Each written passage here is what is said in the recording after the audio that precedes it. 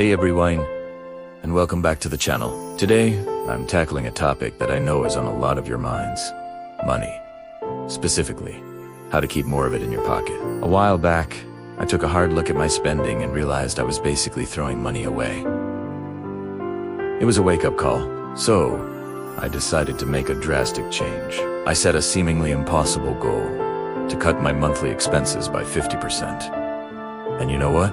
I actually did it. In this video, I'm going to walk you through exactly how I did it. This isn't about extreme deprivation or living on ramen noodles. It's about being smarter, more intentional, and reclaiming your financial freedom. If primera caen do, it you absolutely can do. So grab a notebook and let's get started. The very first, and honestly most crucial, step was to figure out where my money was actually going. It sounds obvious, but most of us have no real idea. We just swipe our cards and hope for the best. So, I became a financial detective. I pulled up my bank and credit card statements from the last 3 months and printed them out. Then, with a few different colored highlighters, I started categorizing every single expense. Green for essentials like rent and utilities, yellow for variable but necessary costs like groceries and gas, and pink for all the non-essentials. The subscriptions, the daily coffees, the impulse buys at Amazon. This was the moment of truth, and let me tell you, it was shocking. The amount I was spending on takeout and random online shopping was way more than I ever would have guessed. This one exercise gave me a crystal clear picture of my spending habits and highlighted the exact areas where I could make the biggest impact. You can't change what you don't measure, so this tracking phase is non-negotiable. Once I had all that data, it was time to tackle the big three: housing, transportation, and food. These are typically the largest expense categories for most people, so even small changes here can lead to massive savings. For housing, my lease was coming up for renewal. Instead of automatically re-signing, I explored my options. I ended up moving to a slightly smaller apartment. It's a little further from the city center.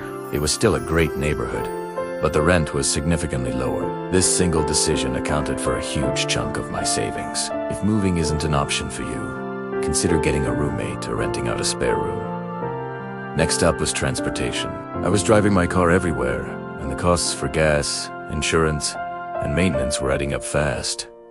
My aha moment came when I realized my new apartment was close to a reliable bus line. So I committed to taking public transport for my daily commute. I also started cycling for shorter trips to the grocery store or to meet friends. It wasn't just cheaper, it was also great exercise and surprisingly less stressful than sitting in traffic. I didn't sell my car, but I downgraded my insurance to a lower mileage plan and only used it for essential long-distance trips. This combination of public transit, biking, and mindful driving cut my transportation costs by over 70%. Then came food, which was my biggest weakness.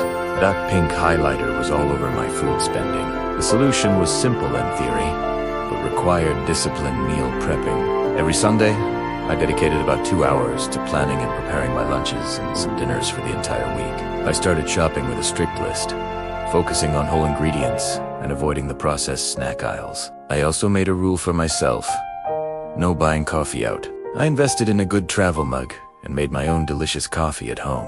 It sounds small, but that $5 a day adds up to over $100 a month. By cooking at home and being intentional with my groceries, I slashed my food budget in half while actually eating healthier than ever before. This wasn't about deprivation, it was about planning. After tackling the big three, I turned my attention to all those sneaky, recurring monthly bills. Primera kailangan desde subscription ko.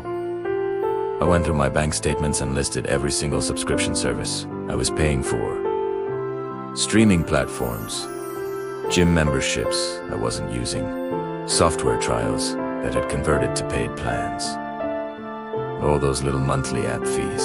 I was ruthless. I asked myself one question for each one: have I used this in the last month? If the answer was no, it got canceled instantly. For the streaming services I did want to keep, I checked if I could switch to a cheaper, ad-supported plan or if I could share an account with family to split the cost. I also called my internet and phone providers. I simply told them I was shopping for a better deal and asked if they had any loyalty discounts or promotions available. You would be amazed at what a polite phone call can accomplish.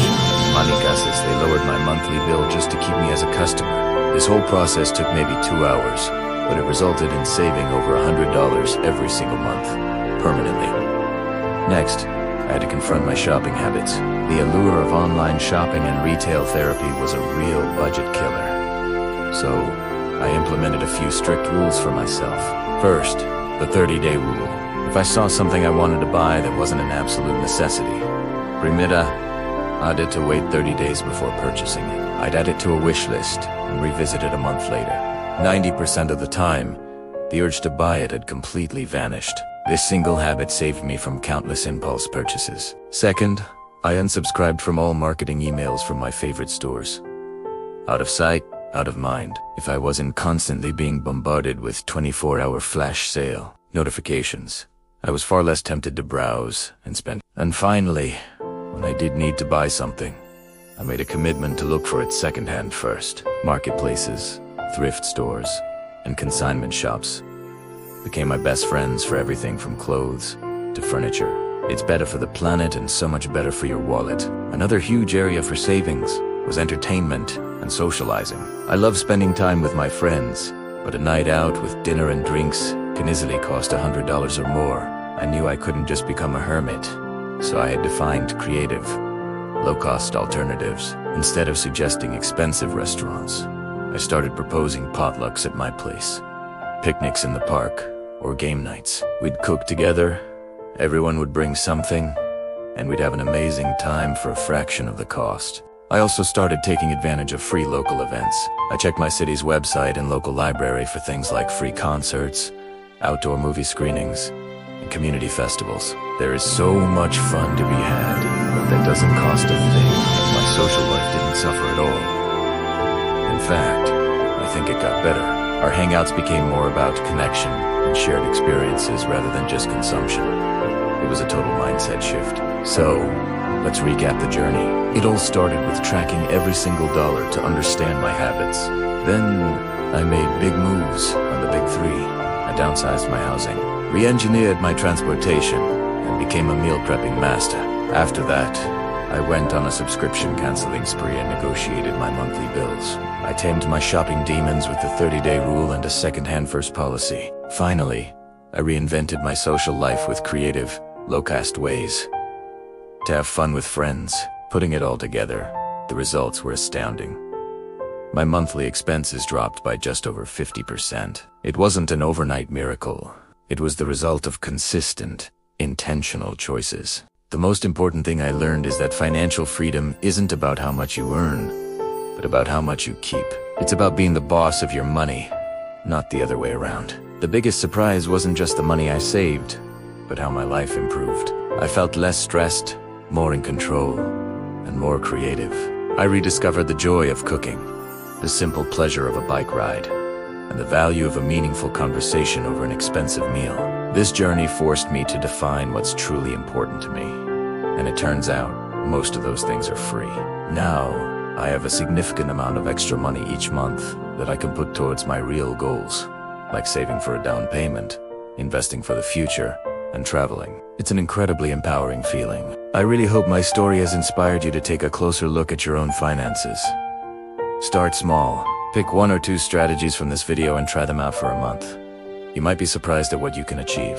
Thank you so much for watching all the way to the end. I really appreciate you spending your time with me today. If you found this video helpful or inspiring, please give it a thumbs up. It really helps the channel grow. And if you haven't already, make sure to hit that subscribe button.